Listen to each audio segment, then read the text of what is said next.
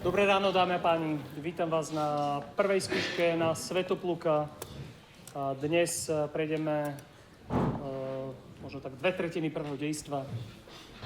Je to určite najlepšia opera z pera slovenského skladateľa. Krúťava je možno najpopulárnejšia, ale Svätopluk je najkvalitnejšia partitúra, operná partitúra, aká kedy vznikla od slovenského skladateľa. Je to výnimočné dielo. Začal. Na 4.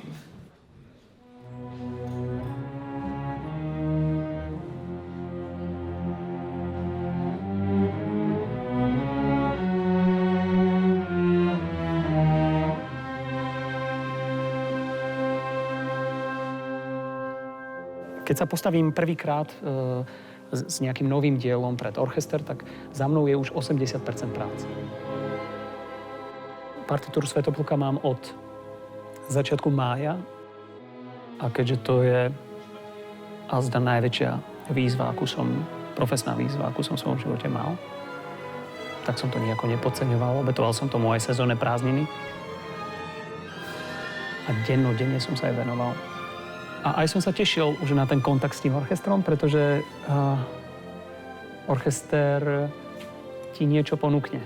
Niečo, na čo nečakáš. Alebo čo nečakáš. OK, veľmi fajn. Pred 8 taktov pred 5, to je ten dvojštvrťový. A raz sratený je rastic a...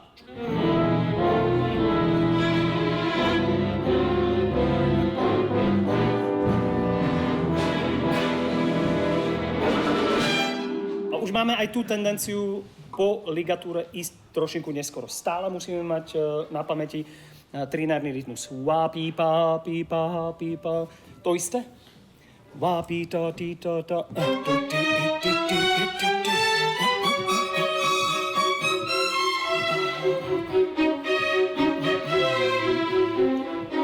To je ono, to je ono, to je ono.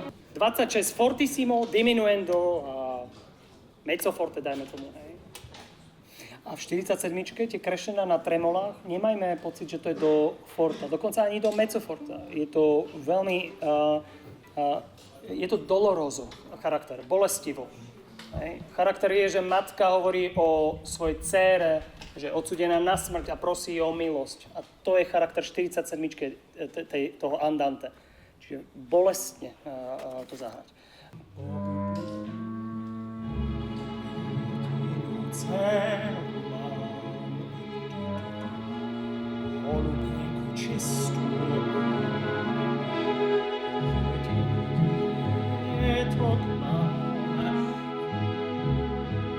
Ja som si normálne, že začal čítať, že čo sa dozviem o Svätoplukovi. Priznal sa, že som o ňom moc nevedel. Možno to netankovalo doteraz, ešte hanba možno, keď tu žijem v tejto krajine.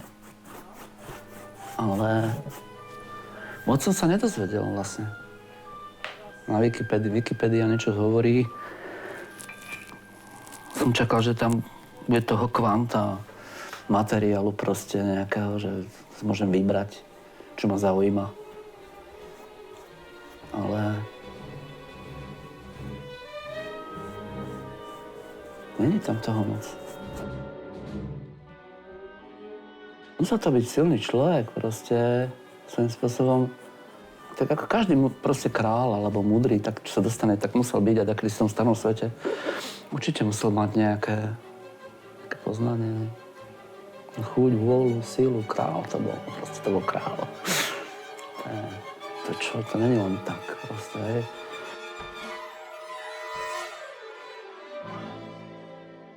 To je zďaleka svetopluka zatiaľ. To som skôr ja. No tak to býva dakedy, že človek maluje svetopluka, no a maluje seba. Začne svetopluka. Ale nevadí.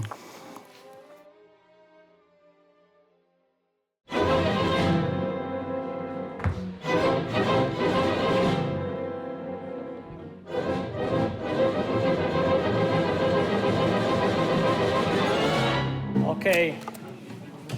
Okrem 4 horien všetkým ostatným ďakujem za dnešnú skúšku a za trpezlivosť. Ďakujem veľmi pekne. Úplne úvod? Úplne v úvode, áno. Toto tu. Áno. Tam to podľa mňa je akože správne, aby to bolo napätie, ale prídeme trošku o šírku zvuku. Aha, jasne, u vás. Tempo. Tak ja to nebudem preháňať, nebudem dávať impuls. Či by si to nechcel urobiť to napätie proste tým, aby to bolo grande, ako Jasné, zvuk rozumiem. a veľmi ako spevne a proste Rozumiem, tak, čo myslíš. že sa to trošku tak ako keby pohne. A je to aj mieste. vysoko, že aby som nešiel do rizika. Ani to nie, ale zdá sa mi, že to pekne tak začne, teraz sa to stupňuje a teraz to ako keby sa postrčí, ako keby pocitovo. Jasne. Vidím krv na rukáš? Ďuro, aký malý ešte. Toto je naša mama a tu sme pekne v poradí ja, Jaro a Roman. To je, myslím, jedna z takých prvých spoločných fotiek, ktoré spolu máme. To môže mať koľko? Pol roka? No, v podstate. Bývali sme na Hlinách 7 a teraz oproti tomu domu, kde sme bývali, stoja Hliny 6 a je tam veľké sídlisko a tak. Ale keď my sme boli takéto deti, tak tam bola taká veľká luka a chodili sme sa tam hrávať. Otec s nami vlastne, to bolo zaujímavé, že on s nami až tak veľa, čo ja viem, nerozprával, alebo tak, nad všetkým dohliadal. Tá láskavá a tá to bola mama, hej, ktorá to všetko ako keby riešila. A otec bol taký vizionár, áno. Ale náš otec si takúto dráhu toho profesionálneho hudobníka musel vybojovať sám.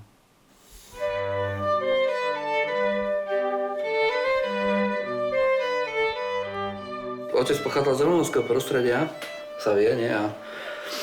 A vtedy v tom čase to bolo vlastne tak, že jeho otec, náš dedo, ktorý ja som vlastne nezažili, nepoznali, tak on vraj musel pracovať akože hodne teda, aby uživil deti.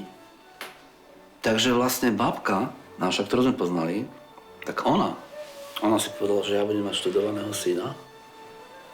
Že mne to skreslo, tá myšlienka. Že kde je dedovi, dedo proste jednoznačne pragmaticky, že čo toto potrebujem berať. A vôbec, akože tá tendencia nebola taká, že Romáci sa majú študovať, ako ich to vôbec netankovalo tedy, hej. To si pamätám ešte z rozprávania aj mojej starej mamy, otcovej mamy, že veľmi zaujal na dedine učiteľa aj miestneho kňaza, ktorí veľmi našej starej mame, otcovej mame hovorili, že by bolo dobré, keby v tom štúdiu pokračoval, že sa ukazuje, že má veľké predpoklady. Že otec išiel na čero na skúšky vlastne. On to ma nevedel. To mi tak mama hovorila. Že starý otec o tom nevedel. Potom sa to dozvedel, bol naštvaný, ale že vraj zobral jednu robotu naviac kvôli tomu. Lebo to bolo vtedy tak, že proste, jak chcel uživiť nejak, tak musel proste ešte viacej robiť. A že vraj on bol fyzicky veľmi zdatný. Takže on to dokázal nejak a že povedal otcovi, že ale ak to neskončíš, tak mi domov nechoď. Čo bola normálna vtedy veta na Slovensku v všetkých rodinách, že takže to nebola sranda. Jak dneska, že môžeš študovať, nemusíš, to nebolo tak.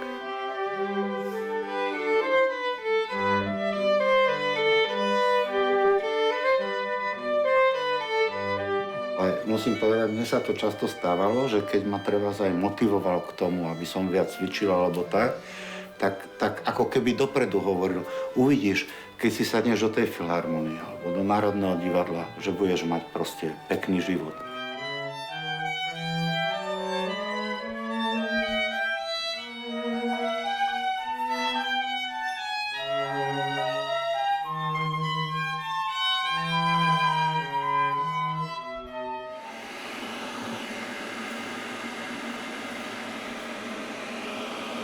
Sme parťaci, my niekedy spolu chodíme aj do roboty. Lebo oni všetci, u nás dievčatá v šatinu majú hrozne radi tohoto môjho. Že on je fakt taký psychoterapeutický, že taká psychohygiena, že on je taký zlatý, že strašne ľúbi všetkých, že? Tak raz za čas ideme spolu, že?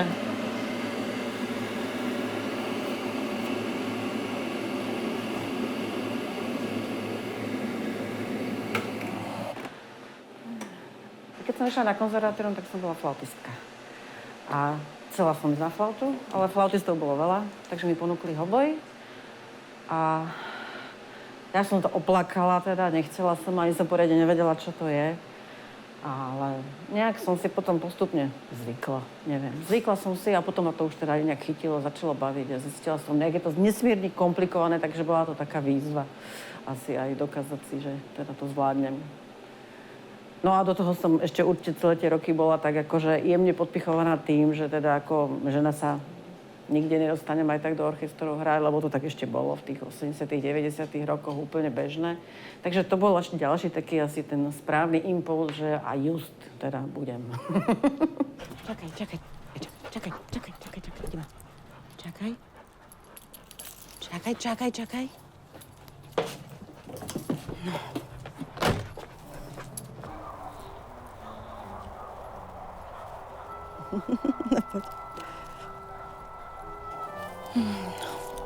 Ideme k potoku, tam sa chodí mladý pán kúpať za každého počasia. A za každého ročného obdobia. No poď sa kúpať, poď. V lete je tu krásne, to je celé zelené a kvitnú tu také, ja vôbec neviem, čo to je, ja som to tu prvýkrát videla. To vyzerá jak také žlté lalie, také vodné, vôbec neviem, čo to je, alebo iris, alebo také niečo. A normálne to tu v takých krovinách ide celé, strašne je to fajn. Prvý hrať v skupine asi nesie tu najväčšiu zodpovednosť, ale jasne, že je to asi sranda oproti zodpovednosti doktorov alebo nejakých takýchto profesí, ale v rámci tej našej profesie je to vlastne vyťažený nástroj solovo, zároveň je vlastne vedúci tej celej skupiny, ako riadi si tú skupinu. No a prevažne sa ho týka vlastne to najťažšie hranie, čo je vlastne napísané v partoch a zároveň ladí orchester, takže je to tam z každého niečo.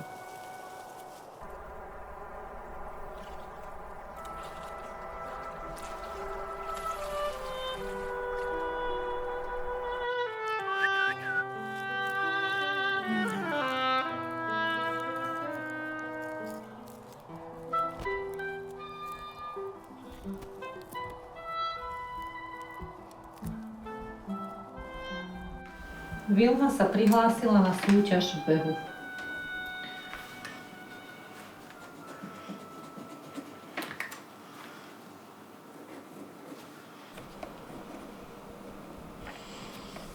Už zvíťazila v lyžovaní. No, ja som bola dobrá v matematike. Som chodila aj kadejaké olympiády, pythagoriády. Pán profesor Červeniak vám učil v Košiciach na konzervatóriu.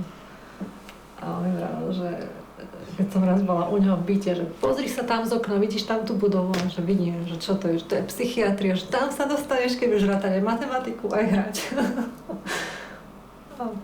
Ja som nechcela vtedy až tak cvičiť, ja som radšej matematiku počítala. Zrejme. Jej visí krásna trofej. Pozor, visí. Aké je visí? Dobre, tak dáš si ten čus aspoň, alebo niečo? Ovocie? Sladkosť? Asi hej. Tak poď si niečo dať.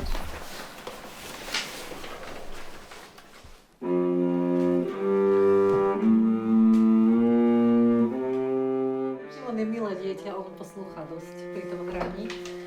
A však my si niekedy aj spolu zahráme, takže to je také, že si zahráme, že to nie je, že ja ho učím a on poslúcha, ale že si zahráme. No. Na ňom vtedy aj vidíš, že aj on to tak berie, že si hráme. Že Šimi? Ale no, to Vaško, keď bol menší napríklad, tak to nebolo také, on moc nechcel, to sme tak bojovali stále spolu. Ale Šimonko je viac taký parťák, ako keby do tej hry. Tomáško protestoval stále. Alebo sa hrozne rozčuľoval, potom už keď on sa rozčuľoval, ja som sa tiež rozčuľovala, vieš. No nemám ti čo k tomu viac povedať. Tak napríklad tebe poviem, že Šimonko, poď skúsiť túto urobiť crescendo a ty povieš dobre a skúsiš urobiť crescendo. A Tomáš povedal nie, alebo že prečo, alebo že no jasné. Tak nechcela som to. Veď on je zlatý. Len nechcela, aby som s ním viac cvičila. Ja som tiež nechcela s rodičmi cvičiť. Tiež som ich nepočúvala. Tak skúsme, aby tie noty boli rovnaké. Dobre, tam, pam, pam. Pamätáš si minule, čo sme cvičili, tak to skús, hej?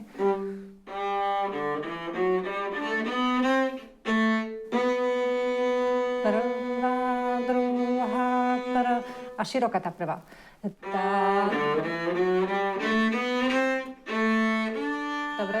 Dobre, Šimonko. Tuto to spravil výborne, tuto platí to isté. Tam, pam, pam. Dve rovnako krátke noty. Po tento druhý vstup, hej?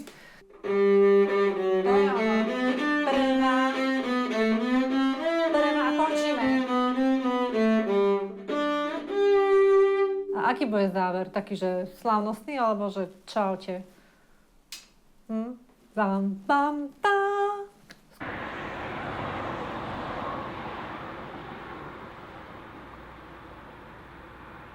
Potom, keď sa vrátim, teraz je zima. No dobre, no, na chvíľku.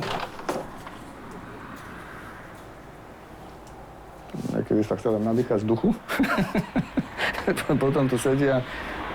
Kúriť musím. Vieš, aké je drahé kúrenie? Nie.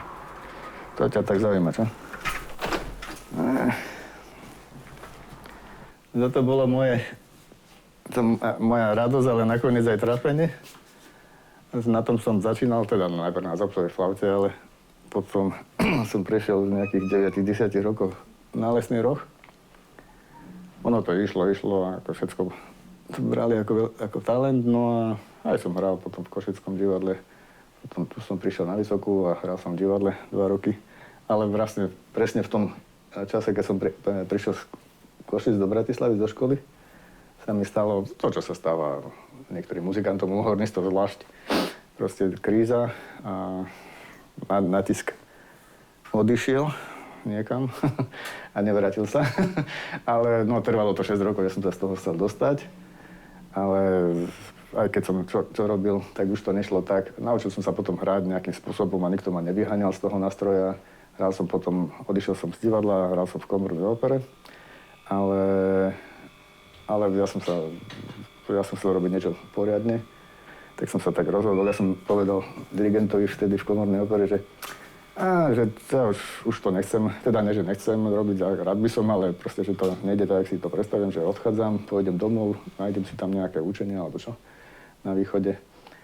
Ale že keby, akurát tedy končí taký starý pán u tympanov, tak som bral, ale ja vždy som mal vzťah k tomu, my sme to mali aj ako povinnosť na konzervatóriu, že potom, že keby mi dal možnosť hrať tympany v komornej opere, tak by som to vyskúšal, že povie, keď nebude so mnou spokojný, odídem, tak jak som bol rozhodnutý. No a ono to išlo, samozrejme cvičil som veľa vtedy. A potom ja som teraz spokojný a rád, lebo mňa to bavilo už dávno predtým a teraz vlastne robím to, čo som, ja som si tak povedal, že to mi Pán Boh dal ako keby mi splnil detský sen. Asi takto niekedy vravím. No. Mne sa medzi tým stalo aj to, že som sa obratil, takže potom som videl veci v inom uhle ale to bola pre mňa také... No teším sa z toho, že sa udiali tie veci aj keď to niekedy tie najlepšie veci, čo prídu, predtým bolia, no tak asi. A preto som to chcel ukázať, že už je to tam na klinci a mohol som rozvíjať to, čo bolo pre mňa nové, ale no tak nie nové, ale také staronové a čo vlastne ma bavilo od malička.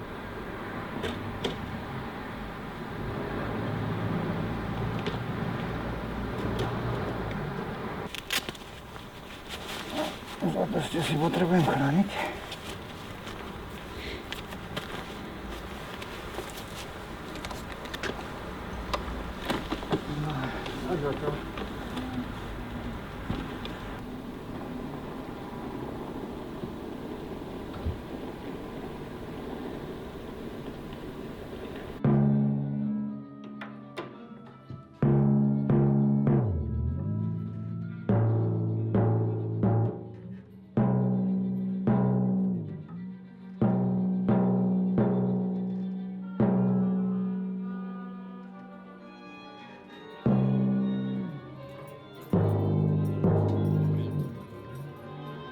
dnešný chlap skúšky.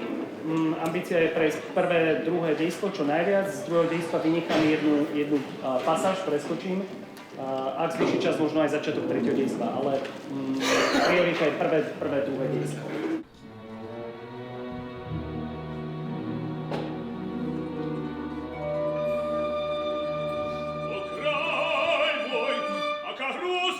Že sa v našej ríši ešte i dnes pohania rozmáhajú.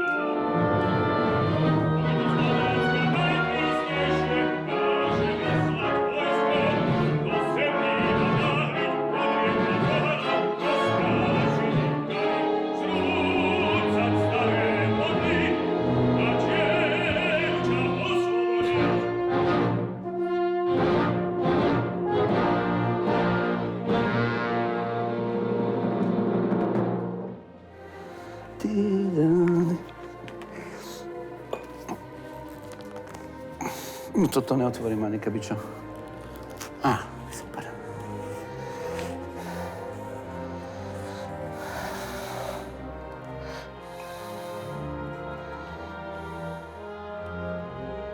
Král existuje proste. Král je ten, čo to vrát, ten, čo to riadi. To je hlava toho. Potrebuješ hlavu. Však teraz žijeme bez hlavy, jak to vyzerá. Celá spoločnosť je rozpoltená, rozdelená ako... Tak áno, k tomuto treba podľa mňa kráľa. Symbolicky treba kráľa, hej, že... Ja nehovorím, že fyzicky teraz ideme voliť kráľa, to nie. To je krávina, to je ďalšie divadlo. Ale kde je? Bol tu niekedy, ja sa pýtam, vieš. Však o tom je tá opera, konec koncov. No hovoríš, dobre, sme v marazme, alebo čo, ale musíte držať spolu. Tým deťom, nie? No oni hneď, okamžite vidia každý svoju prosperitu. Každý, hneď. A to sa deje furt. Tak toto je to. V tej najťažšej chvíli, či to je proste najväčšia predstava mojej slávy, alebo úplný marazmus, že už nič nevinde, sa treba rozhodovať takisto. Kdy sa treba rozhodovať?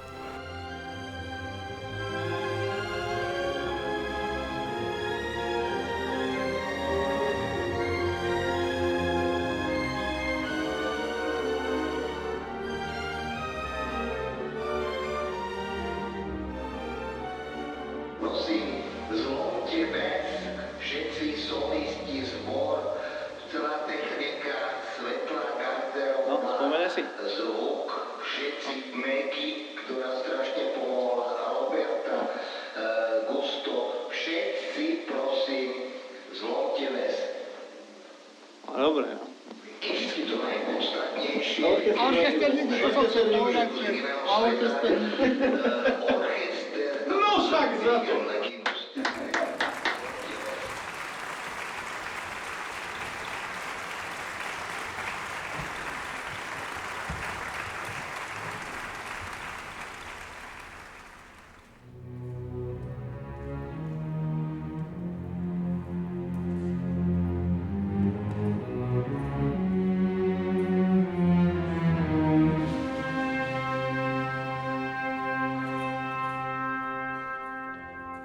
Spojiť všetkých v jednu ambíciu a v jednu túžbu, keď každý príde a zanechá tesne za dverami orchestriska svoje problémy, tak nie je úplne jednoduché.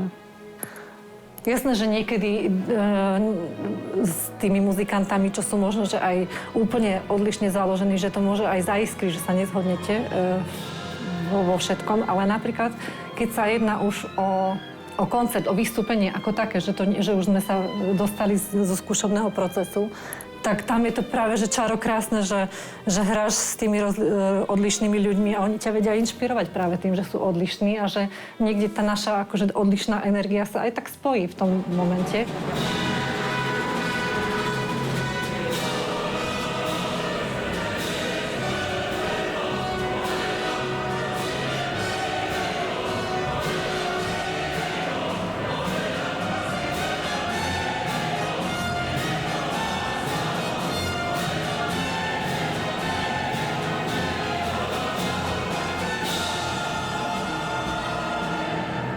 Vždy na konci sa objaví to prvotné, kvôli čomu sme sa chceli stať členmi Slovenského národného divadla. A to je láska k hudbe. Odišiel si kráľ môj do večnosti, preklínajúci a nezmierný. No ja verím, že ľud v tejto zemi kliatbu tvoju zlomí. Voľne bude rásť, keď 1000 ročie uplynie a naplní sa čas. Kristus je úplný král. Akorát, že on sa toho vzdal, hej. On prišiel pre niečo iné. On sa vzdal toho Božieho, to je ten paradox. On povedal, že on sa toho vzdal. On bol na úrovni človeka. Zase nebudem človek. Tak keď sa kráľ zdá svoje kráľovstvo, že ho nevlastní, ja keď sa stanem ako čelista a budem strašne vlastniť hudbu cez to čelo, tak on nebude počuť tú hudbu. Tá hudba je vždy vyššie, jak to čelo, jak to moje kráľovstvo.